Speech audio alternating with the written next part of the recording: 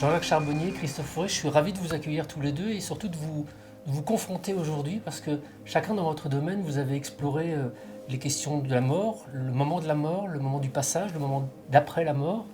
Et on ne vous a jamais reçus ensemble. Donc aujourd'hui, je crois que ça va être un débat d'une grande richesse. Merci à tous les deux d'y participer. Merci. On est content d'être invité. Question simple pour commencer. Qu'est-ce qui se passe après la mort? Qui se lance? Qui se lance? Jean-Jacques. Moi, je vais donner mon avis en tant que médecin réanimateur pour avoir recueilli tout un tas de témoignages de personnes que l'on croyait mortes, qui effectivement d'un point de vue clinique étaient mortes, puisqu'avec un électroencéphalogramme plat 15 secondes après un arrêt cardiaque, ils nous racontent ce qu'ils ont vécu, tout simplement. Et c'est presque le guide du routard de l'au-delà, quoi, en quelque sorte. Ils nous racontent ce qu'ils ont vécu, à condition de pouvoir s'en souvenir. Et il n'y a pas beaucoup qui s'en souviennent. Il y a 18% des adultes, en gros, qui s'en souviennent. Il y a 65% des enfants. Il y en a plus chez les enfants parce qu'ils ne sont pas bloqués par ce que j'appelle moi la conscience analytique, qui bloque la mémoire de toute cette expérience extraordinaire qui est vécue dans l'au-delà, et on les écoute. Et quand on les écoute, les témoignages se recoupent. Et puis quand ils sont dans le coma, c'est un petit peu pareil.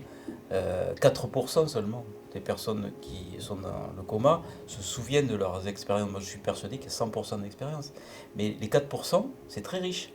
Ils sont capables de décrire, par exemple, les soins qui leur sont donnés. Ils sont capables de décrire la visite d'une personne qui vient les voir, et puis ce que ces gens disent en dehors de l'hôpital, par exemple, leur habillement, etc. Donc tout ça nous fait dire que la conscience continue après la mort, et cette conscience est encore plus performante que lorsque notre cerveau fonctionne. C'est ça qui me trouble le plus, moi. Parce que vous, c'est une observation de médecin qui s'est intéressé aux expériences de mort imminente. Et en gros, ces gens-là rapportent des expériences dans des états où leur cerveau n'est plus en état de fonctionner, donc de percevoir, de se souvenir, et pourtant ils perçoivent. Et c'est pour ça que je n'appelle pas expérience de mort imminente, je les appelle expérience de mort provisoire, parce qu'ils sont réellement morts. D'ailleurs, il y a un terme en réanimation, on parle de ressuscitation, pas de résurrection, mais de ressuscitation. La ressuscitation, c'est les moyens de réanimation qui sont employés pour redonner la vie à quelqu'un. Donc redonner la vie à quelqu'un, ça veut dire qu'il est mort. Mais il n'y a que 50 ans que c'est possible, ça. Faire des massages cardiaques et revenir à la vie, 50 ans seulement.